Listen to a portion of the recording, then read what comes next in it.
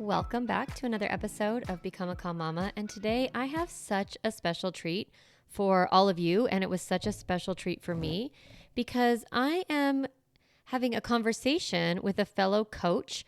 Her name is Jennifer Delliquadri. And listen, don't skip this episode because you're going to love it because we're talking about teenagers. Jennifer is a life coach for teenagers, and she has a really special expertise on teens and what they're going through and what their struggles are, especially in this post-pandemic era. And so I highly recommend this episode. It was so great to listen and learn from her, and I think you are going to love it. So let's get into it. All right. Welcome, everyone. Hi, Jen. Hi, how are you, darling? I'm good. It's nice to be on this podcast episode with you and to talk about all things teenagers and all things parenting teenagers. And I'm excited because we both have, and we'll introduce ourselves to everybody, but we both have like fairly similar backgrounds, and we work with parents and teens, and you work with the teenager themselves. I work with the parents. We both have teenagers. So I think this is going to be a great conversation for both of our audience. And so why don't you introduce yourself and then I'll introduce myself and we'll see where we go. Okay, sounds good. So my name is Jennifer Delliquadri and I'm a life coach for teenagers and I also work with parents. And let's see, my journey to coaching started probably about 3 years ago when my teenagers were pretty young themselves. One teenager, one preteen. And it also kind of goes back to how I was as a teen and just remembering how hard those years can be. And you're just going through so many things. And I really wanted to be a part of the solution and be able to take not only my experience as a teenager and utilize that to understand what teens are going through, but also my experience being a mom of two teens and seeing what they're going through. And I just absolutely love working with teens. They're just so open, which sounds kind of surprising, but when they get on the phone and they realize that they're talking to somebody who's on their side and is cheering for them to win, it really is great. And we form some really good bonds. And teenagers are just funny. I mean, they're just fun and funny. And so I just love working with them. And I also support the parents and kind of fill them in on what I'm working with their teen on so that they can support the teenagers on their end. So I'll give them some tools and techniques and just kind of give them an insider's look at like, here's what we're working on. Here's how you can support them on your end. So it's not just like their teen comes to me and they're thinking, I don't know what's going on in there. I hope it's working. So I really like to be communicative with the parents as well and make sure that they know that I'm there to support them through their teen as well. So that's a little bit about me. Yeah, I love that. Yeah. I also had rough teenage years. And maybe that's why I'm not a teen coach. But I love it. I was like, as you were talking, I was thinking, gosh, I'm kind of jealous. I'd love to like spend my days talking to teenagers. I mean, I love spending my days. I spend my days talking to moms and dads and helping them with their parenting and their own mindset, managing. Essentially, I teach parents how to manage their emotions so that they can teach their kids how to manage their emotions. So that's my work as a calm mama coach. And that's so important because I know just from my experience, so much of teens' challenges come from the parents not knowing how to manage their emotions and not knowing how to approach the teen. And so what you're doing is huge because it really does trickle down. And that's really where it starts. Yeah, I love it. Like my mission is to heal the next generation in advance. Oh, I love that. Yeah. Yes. So I just think about if we can equip children, like an entire generation, with these tools of emotional management, processing negative emotion, knowing what to do with it, knowing how to talk about feelings, knowing how to work through discomfort. If they learn that when they're young, my vision is that when they're grown, they will just self-actualize in such a beautiful way and have, great relationships and great colleagues, career success, all of that. But what I find in my work is that because we were not taught that as in our generations, Gen X, millennials, are who I primarily work with. Obviously, that's who's raising children right now. And we don't have a skill set ourselves of how to process our feelings. And so it's kind of as a parent learns it, they teach it. And then hopefully the next generation will have it a little bit easier. So what I love what you're doing is you're coming at those kids who maybe weren't able to learn it from their parents, or their parents didn't have those skill sets yet. And, kind of intercepting them in these developmental years. Yeah. Well, and the thing is that as we know from experience, we parent from what we know parenting to be. And our parents were raised by a generation that was very much, we don't talk about the emotions. We don't feel the emotions. Like, keep that on the down low. You deal with it. And so they parented us a similar way. And it's kind of like, Gen X and millennial is like, you know what? That's actually not the best way to approach life. And we're kind of shifting the narrative. And so the generation that's coming up, I'll talk about this a little more later, but they're very sensitive and they're very intuitive. And it's like a lot of them have really been given the space to realize that they can feel their feelings.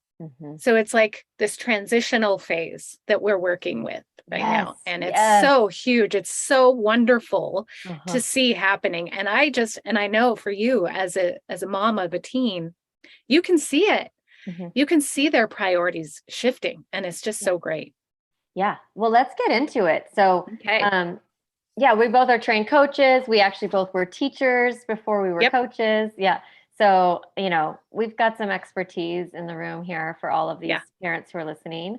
So tell me, what are you seeing? Tell me a little bit about this work that you're working with these teenagers right now. So they're, what age range are you working with, and what are you kind of seeing? What are they struggling with? What are they succeeding at as well? I'd love to know that. Yeah. I love that, because it's not all about the struggles. So, I mean, sometimes it is. So what I really see, there's some really common themes. I work with everywhere from preteen to young adults. And everyone from that age demographic really has been struggling with increased anxiety and their perception that anxiety is a problem. So it's almost like a lot of the teens think that because they have anxiety, that's a problem. And then they feel anxious about the fact that they feel anxious. And it just kind of is a cycle. And so it's like they feed off of each other too. I'm so anxious. Yes, I'm anxious too. Oh my gosh, we're so anxious, right? And yes, they've been through a lot of things in the past just couple of years alone. They have every right and every reason to feel anxious.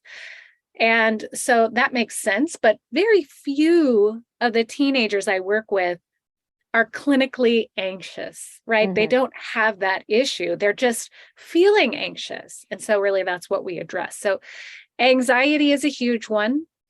And that kind of leads me to my next one, which is social anxiety. That's a real big one. And that is partially a result of being a teen in general, but also just having spent a couple of years in isolation, being at home, getting back out there is scary.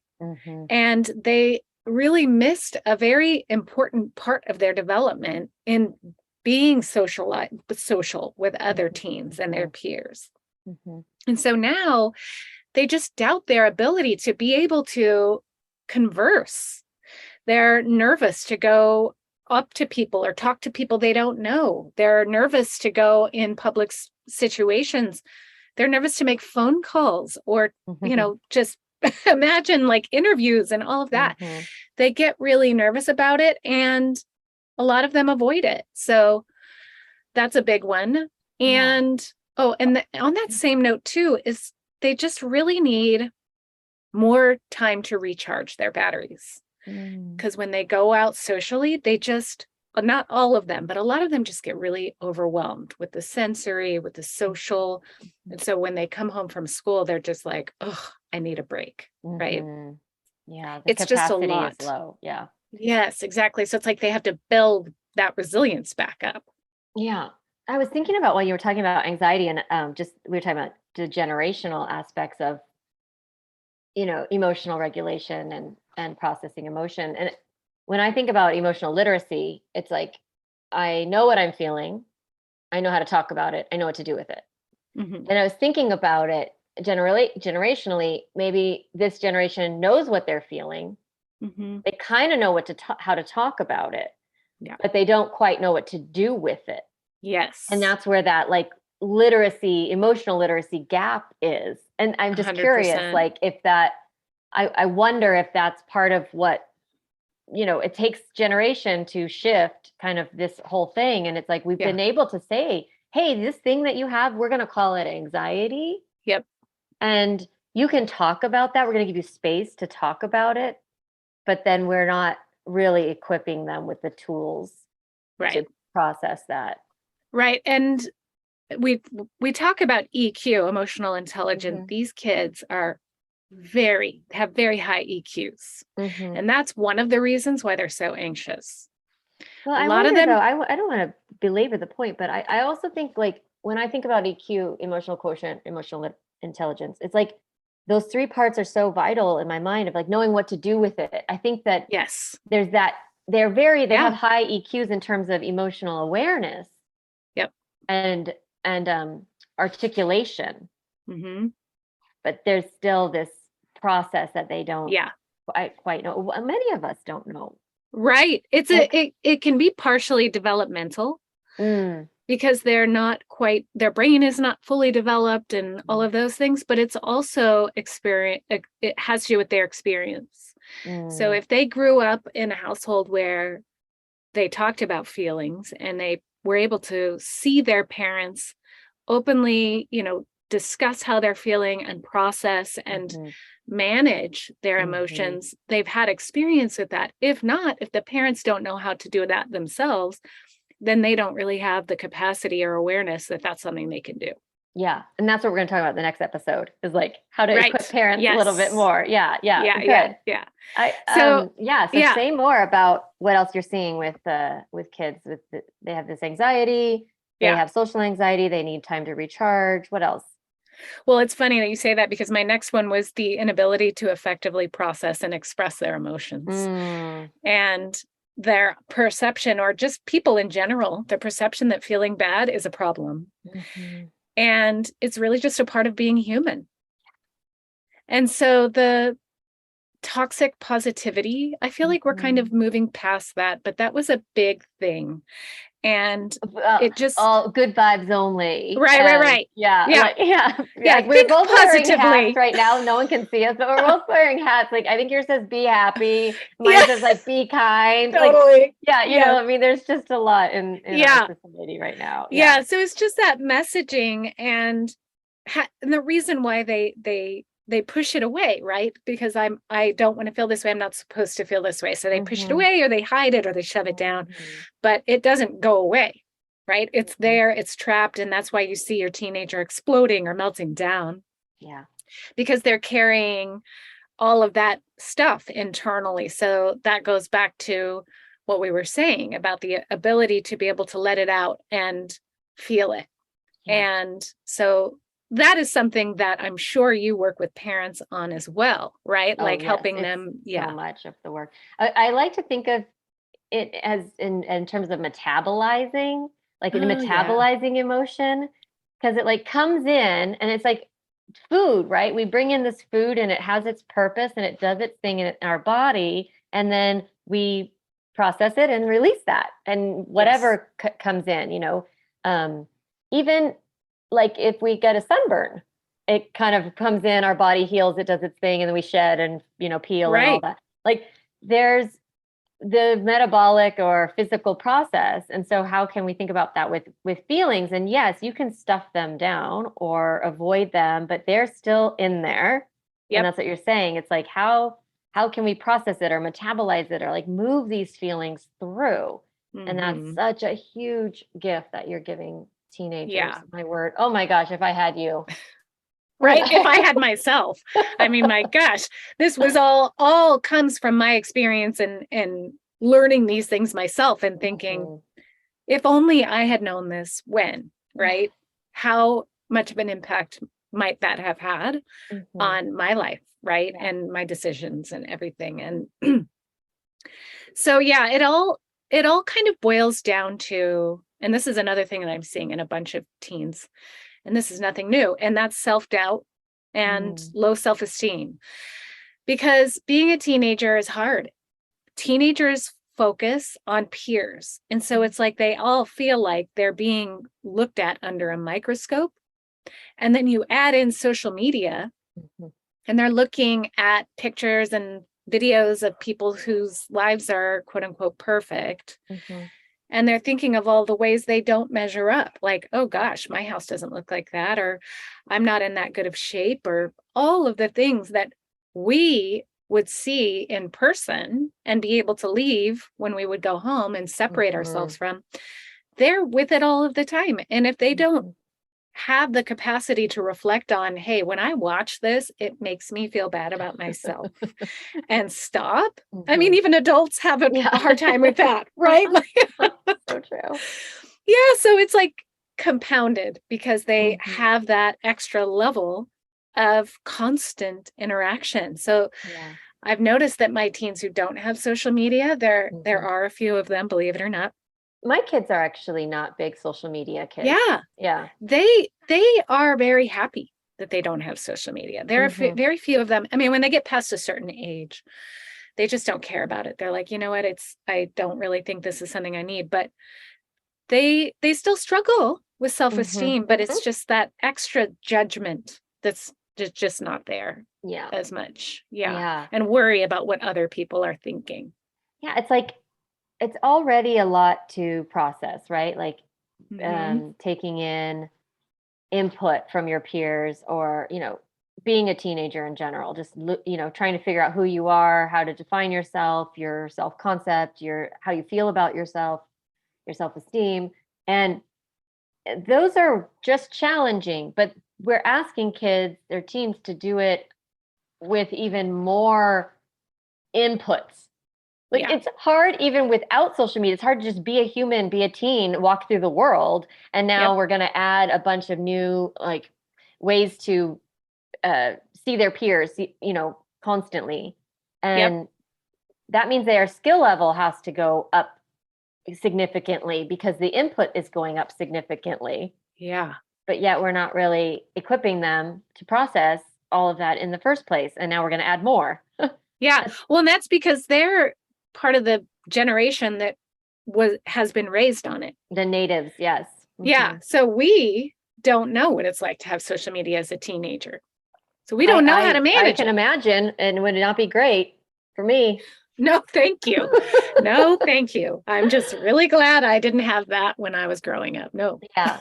Yeah. And there's also, I mean, when we talk about social media, I think it's helpful for parents to understand. And what I'm learning as I work with teenagers and parents, and I don't work with teens, but parents and parents of teens, that the they have like, okay, Instagram, they scroll Mhm. reels and things like that. Maybe they see some stuff from their friends, but what I'm noticing is most of it is in Snapchat Mhm. and on Discord channels. Yep. And when I talk about those with parents, they're like, what's Yeah. Discord or what are Yeah. you talking about?" And especially because I'm raising boys.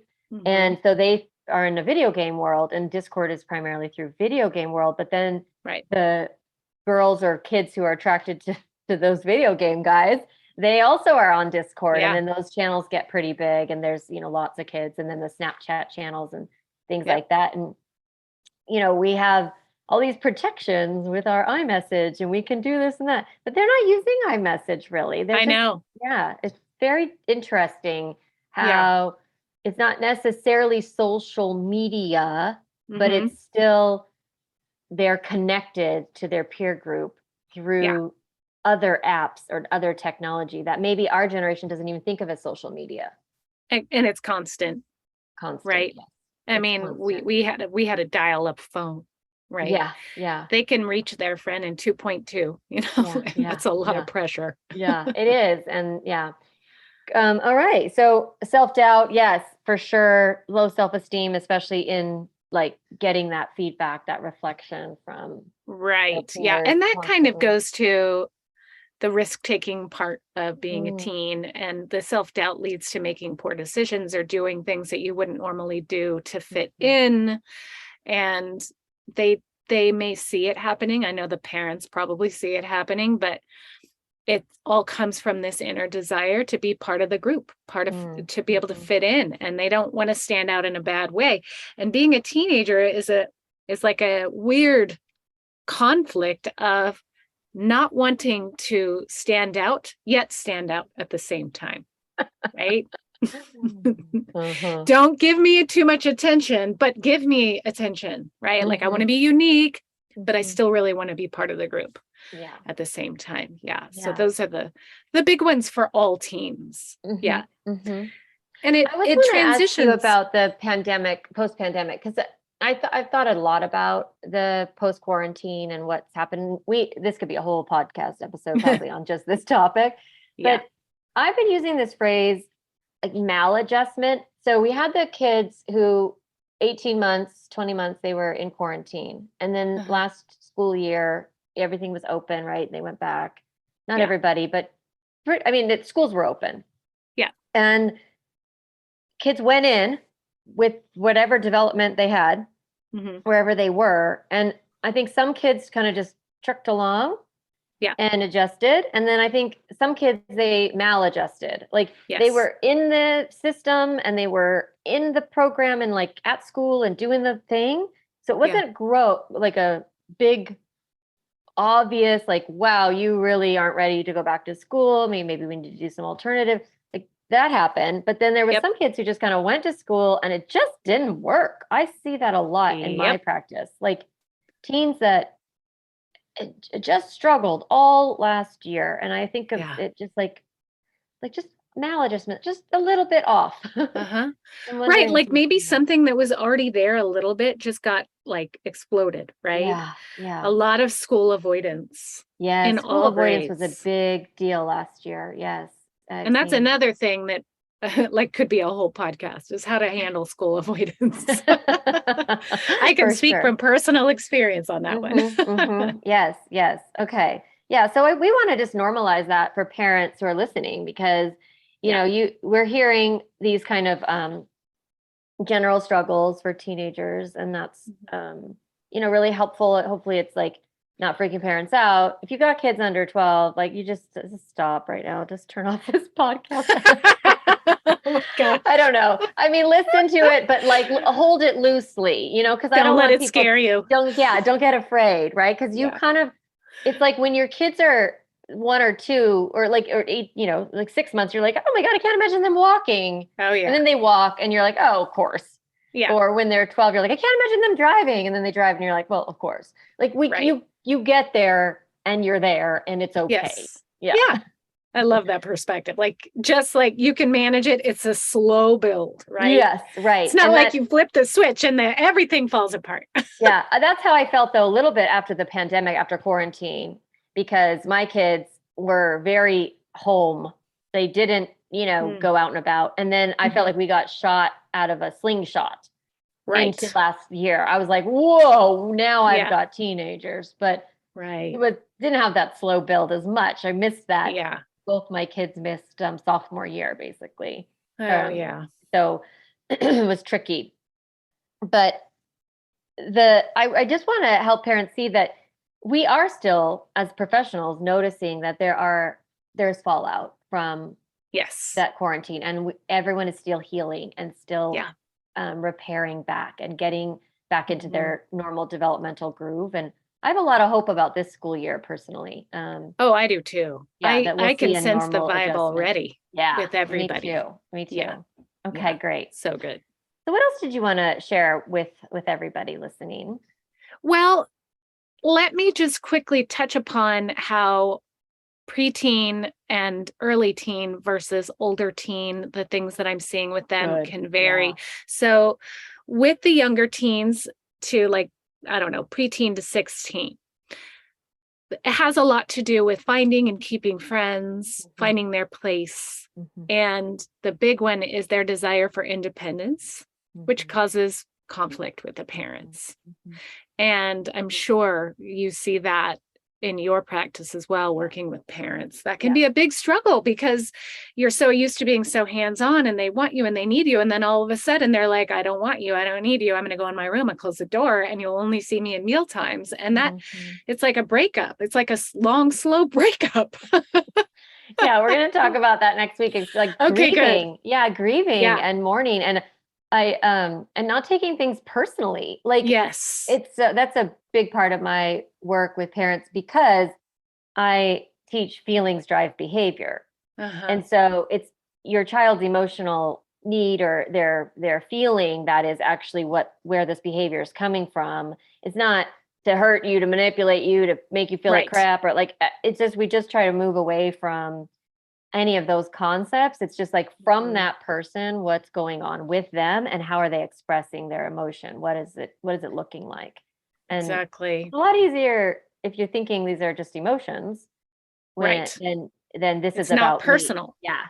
Yeah. Hmm. Yeah, I'm excited to hear what you have to say about that because I could certainly.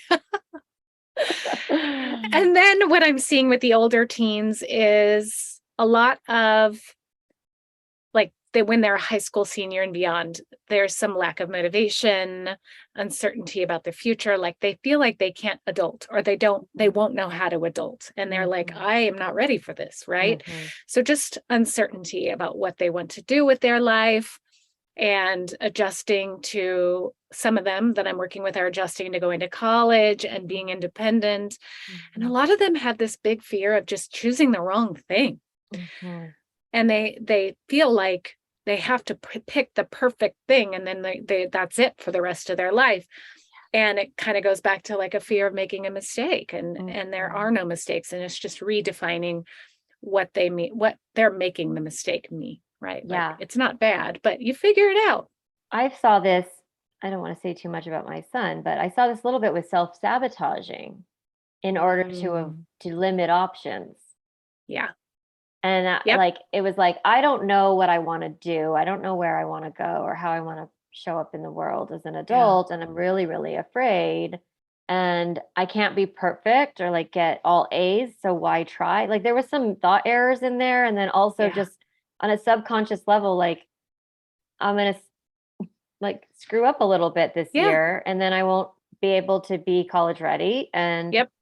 it was so interesting when we got to the bottom of it, and I was like, "You're gonna be just fine when you go Yeah. away. Like you're gonna figure it out. Like you have so much more maturing to that's coming to Yes. you, and it's not all or nothing thinking. It's not all A's or F's. Like there's a lot of middle ground.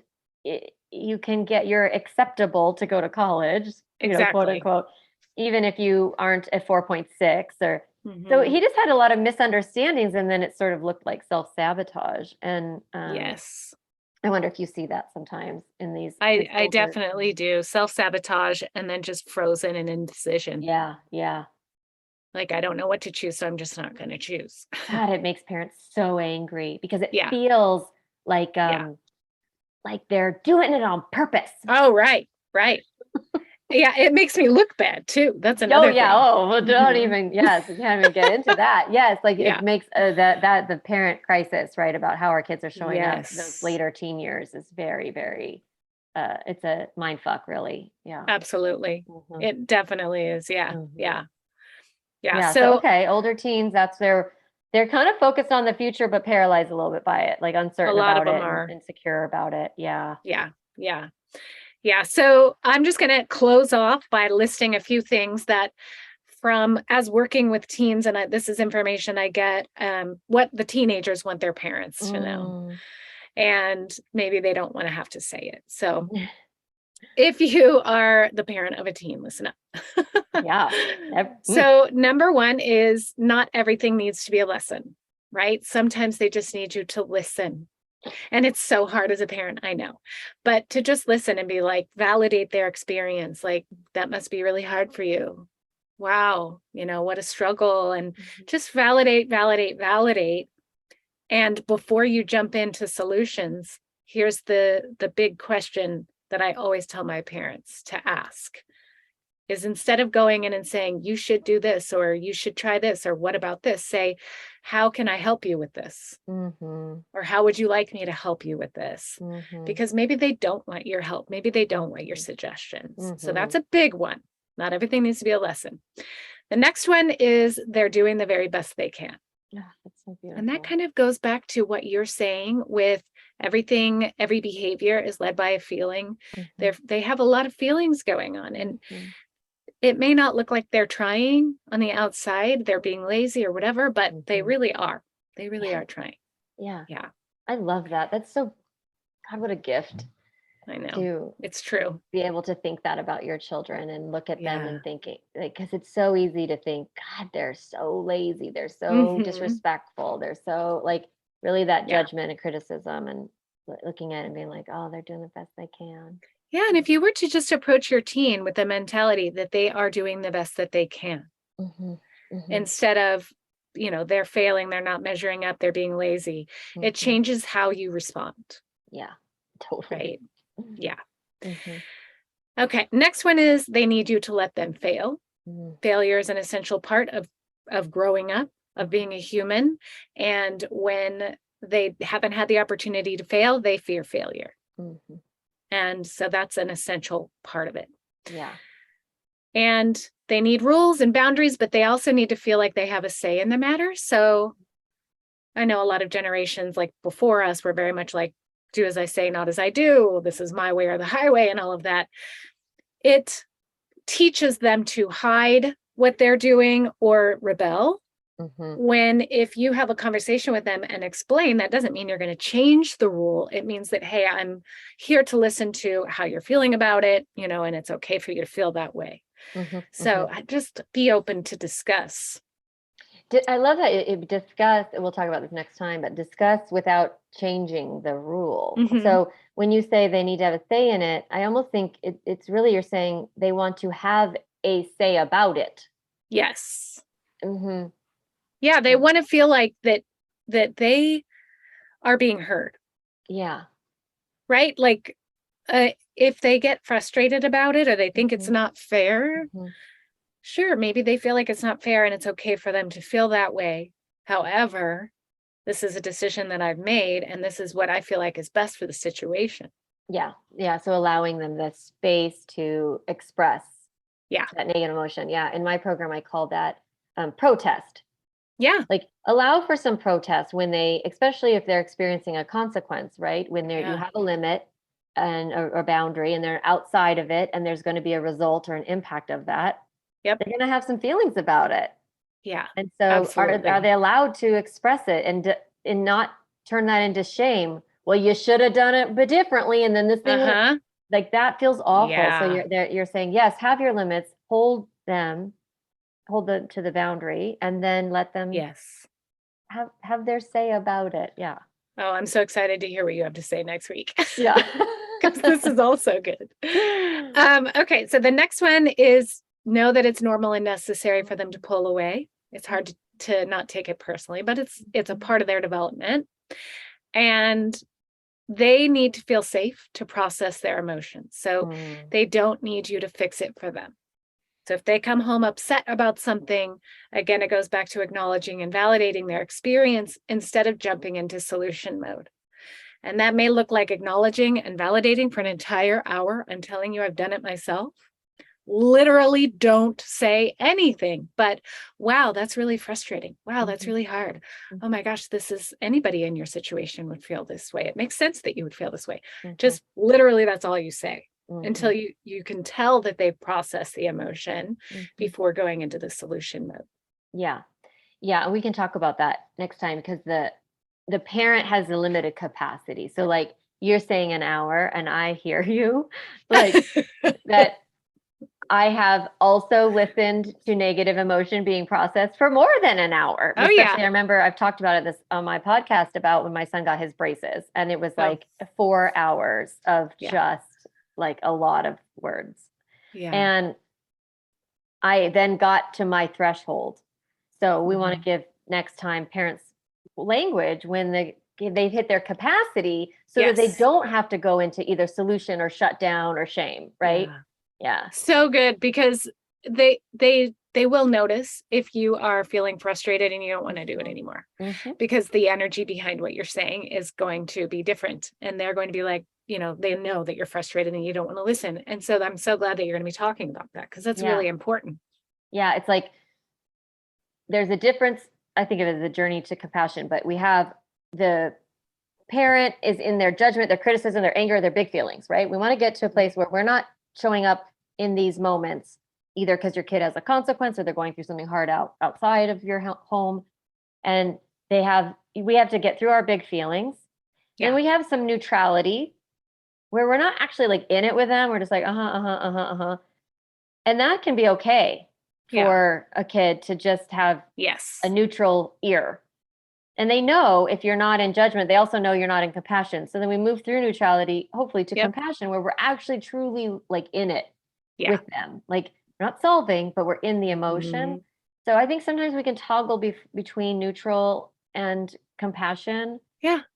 But if we get into frustration, anger, overwhelm, like it's time to stop. And I'll talk about how to do that respectfully.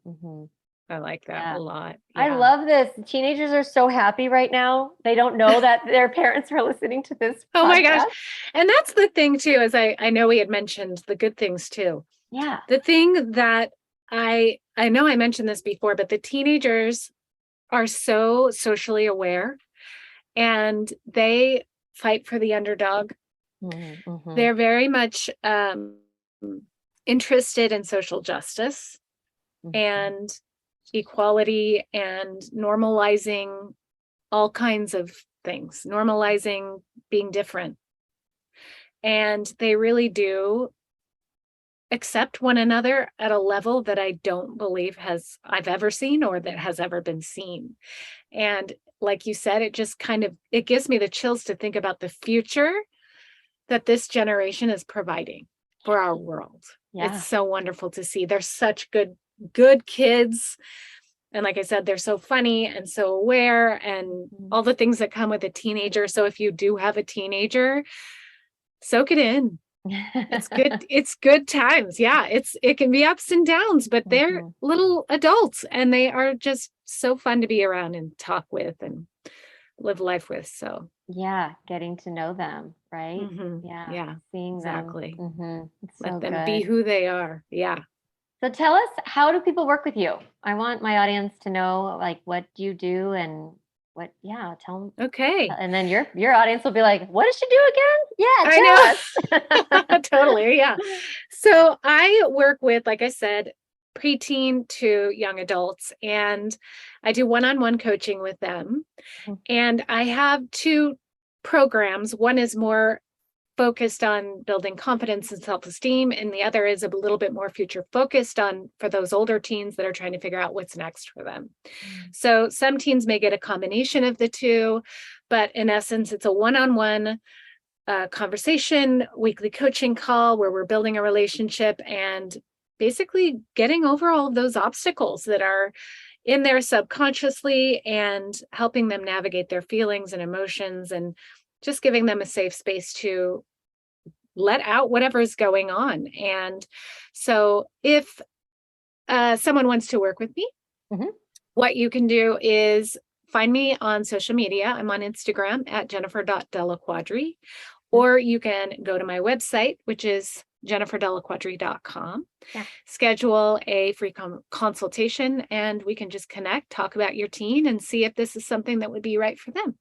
Oh, I love that. Yeah, and we'll put all the links in the show notes and all that. Perfect. Because I have a funny name too, so it's like people are like, "Wait, how do you spell that?" I know, right? Yeah, Delliquadri. Yeah. So great. I love this conversation. I can't wait for our next one. And thank you. I feel good. As a mom of 16 and 18-year-old, and then I have another young adult living with us, I love this. It's so great to remember what they're struggling with and like what they're succeeding at and just where they're at. Thank you so much. Yeah, so good. So fun talking to you. And I can't wait to hear what you have to say next week. If you have a teenager, then you're going to want to listen to this, because I have teenagers and I know how difficult it is to raise them. I understand how overwhelmingly angry we feel. I understand that deep worry we have over them in their current life and in their future. I get what it feels like to be sad that they've grown and changed and our relationship with them has changed. And I also understand what it's like to raise a teen and how confusing it can be over what we're responsible for. What are we supposed to be setting rules around? How do you set rules with a teenager? So these are the topics in the masterclass. It's going to be October 12th at 1 o'clock Pacific. It's going to be on Zoom. It's an hour and a half. It's $25. And in it, I'm going to teach you what's normal for teens and what's not. I'm going to help you figure out how to set rules and limits for teenagers and, how to say the things you want to say to them and get clear about what your role is. I'm going to help you stop lecturing them and giving you new tools to talk and listen to your teenager so that you feel closer to them during this time instead of drifting apart. And you're going to learn really practical ways to manage your own mind around all the fear and all the frustration and all of the sadness that we have. So it's $25, October 12th. It's a Wednesday at 1 o'clock Pacific, 4 o'clock Eastern. There's going to be a recording upon request, and I've put together an incredible workbook, guidebook that has all the best practices about raising teenagers, what you need to know, what's developmentally appropriate. What are their needs? What's this generation struggling with? What is it that they want from us? And how can we best support them so that your teenager can grow up and become whoever they're meant to be, right? Reach their potential. So I'm going to help you clear out some of your misunderstandings, some of the myths, and also give you a really clean idea of what it's like to raise a teen and give you some practical tools so that it makes it a little bit easier. And so I encourage you to join me. You can sign up at my website, which is calmmamacoaching.com. I spell mama M-A-M-A, so calmmamacoaching.com. And we'll have a link for the masterclass. All right. I will see you guys next time. Hey, mama, if you enjoyed this podcast episode, I want to encourage you to do two things. The first is go to my website, calmmamacoaching.com, and get a copy of the Stop Yelling cheat sheet. You'll get a step-by-step breakdown of the most important tool I teach, which is the pause break. And you'll also get 40 ideas to reset your body and balance your nervous system so you don't have to yell at your kids. You can get a copy of that, again, at my website, calmmamacoaching.com/stop yelling. The other thing I'd love for you to do is go to Apple Podcasts and rate and review this podcast so that other moms can discover empowering and helpful, practical parenting strategies just like you did today. Thanks so much for listening to the podcast. It means a lot to be in your ear every week and to support you on your parenting journey.